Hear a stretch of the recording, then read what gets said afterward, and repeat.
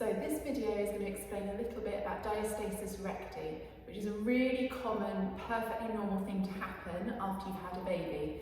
Obviously your tummy, the muscles have to grow and expand to allow room for the baby to grow in your tummy.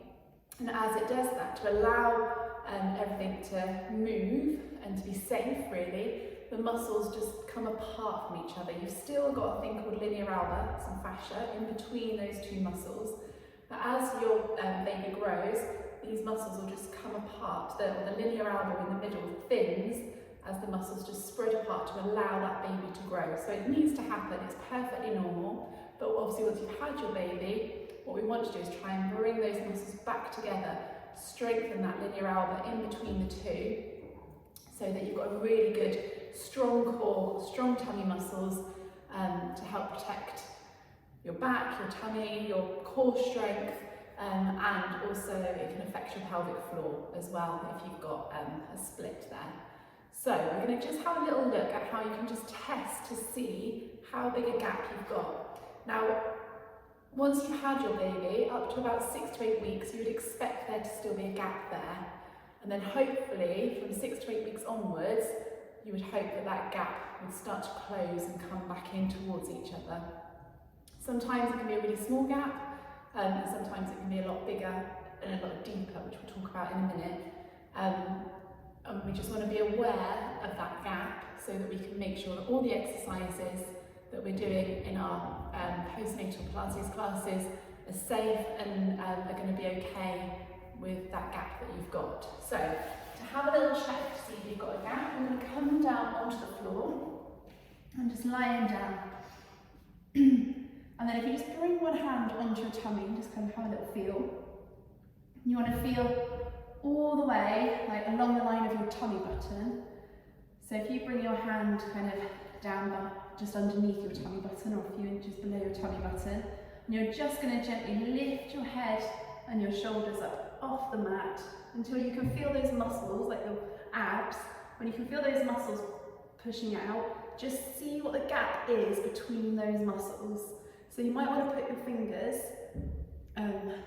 widthways to then just see how far, how many fingers you can fit into that gap. And just make a note of that. So you want to feel underneath your tummy button, lower down obviously. And then when you're ready to lift back up again, feel around your tummy button, like where your tummy button is, see what the gap is there, because it could be different at different points. Release down. And then lift above your, or check above your tummy button, lifting up, feel those muscles and see if you can feel that gap. And then lower down. As you're feeling that gap, you also want to just see how far, obviously gently, you can press your hand in until you feel some kind of resistance against that hand. So again, at the top, breathe in, breathe out, lift up, feel those tummy muscles. So you've got your hand widthways, but then just notice how far down you can gently press that hand until you feel some resistance. And then release. And again, just make a note of it as to how far down your hand you can kind of press into your abdominals. And then do the same thing with your tummy button, just note how far down. And then underneath the tummy button, a few inches below, same thing again, and just note how far down you can press. And then relax. So we want to look at the width between the muscles, but also that depth. So we want those ligaments we want to be able to find those to work out how much of diastasis recti you've got, to know what we can do safely and effectively in class, or otherwise sometimes if it's very severe you may need to be referred to physio. So just have a little look, see what you can feel, and just make a note of it.